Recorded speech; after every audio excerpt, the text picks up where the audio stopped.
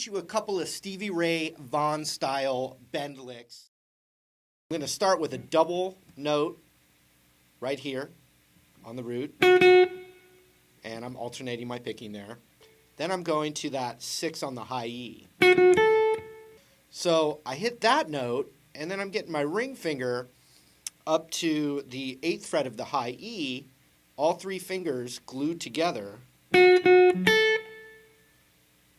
As soon as I get there, I bend it up a whole step to that note.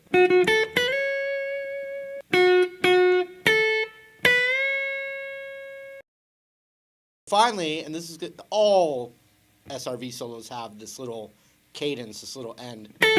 Not every lick he does, but I'm saying he, is doing that a lot, which is a quick alternate picking. And for this instance, I'm going to down pick on the 6th there of the high E,